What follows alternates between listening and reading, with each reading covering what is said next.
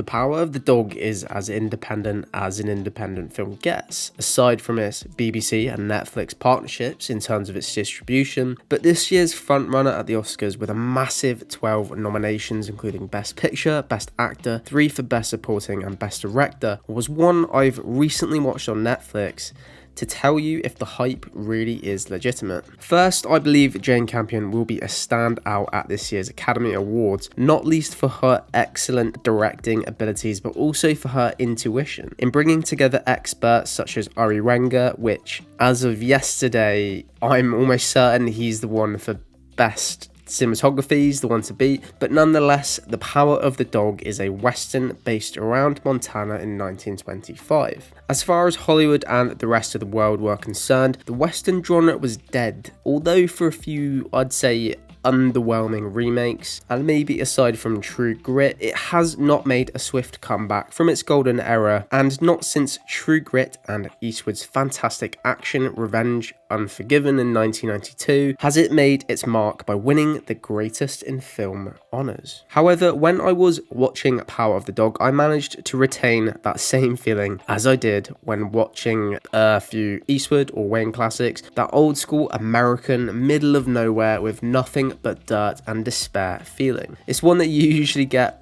minus the revenge and action side of it, which is something I just want to note quickly. I think this probably is the first western that I've ever seen without the iconic pistol, Colt 45 or repeater shotgun, you know, just all those guns, and it really goes to show that Campion's directing and writing ability has blown a new life into the genre. The story is about two brothers, one who's well dressed, kind, considerate, and almost too high class for farm and ranch work. The other is essentially the complete opposite, where everything other than good old sweat, blood, and American is considered awful, especially his idea of what should constitute as a real man. They both work on a ranch owned by the wealthy parents, or should I say their wealthy parents, situated in a very small town surrounded by incredibly vast and beautiful mountains, which I felt definitely adds to the whole secluded and almost uncivilized atmosphere of the film. The two brothers, George and the incredibly interesting, omnipotent and ruthless Phil, portrayed by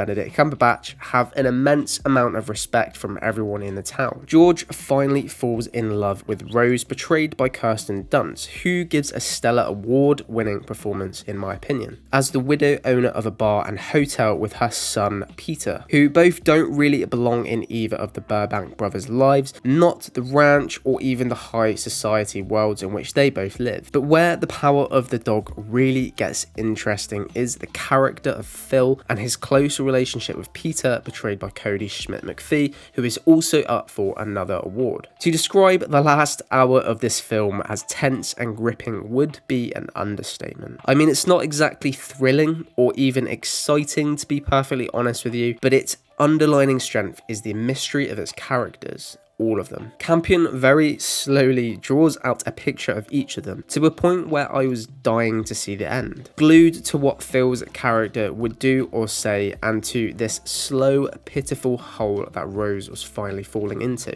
After being riddled with the subtle psychological abuse that her brother-in-law Phil was constantly taping her with, constantly knocking her off her balance and driving her away from George, and ultimately trying to with Peter. Now, we don't really know why, and I can't really say anything other than that, but it is absolutely really fascinating. Now, obviously, again, I can't really go into detail in regards to the plot or ending, but I will say that the psychological warfare that Phil was having Rose endure was what really makes this interesting, as horrible as that sounds. But I ultimately feel that this film was making a statement about masculinity, or this idea of toxic masculinity, if there even is a word, while simultaneously delving into extremely subtle themes of homosexuality, what a man's job is in life, or back then in post-war 1920s, and how one character or person has the ability to completely change everyone's outlook around them. Now, I mentioned how good the cinematography was. The location was idealistic and photographic, which adds to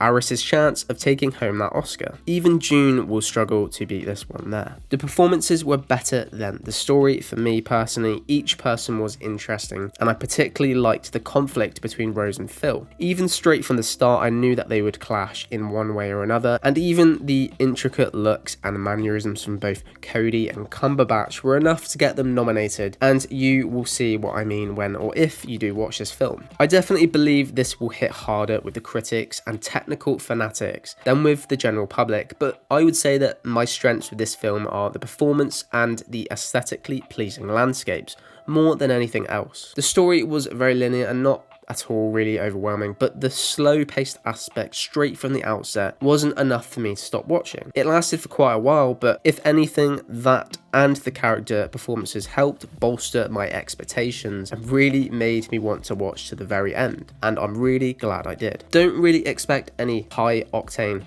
action or, you know, stuff that you would really normally get in westerns, but just this kind of performance-led drama about people. It was really amazing directing from Jane Campion, and for me this will take home much of the elusive Oscar gold. Now, I'm not saying that I believe it will win Best Picture. Of course, I haven't seen the rest of the films, so I'll wait before I make that decision. Please like and subscribe for more future Oscar content in the coming weeks, and let me know what Oscar film you are excited for, or whether you think The Power of the Dog deserves to take home the Best Picture at the 94th Academy Awards. And on that note, take care everybody.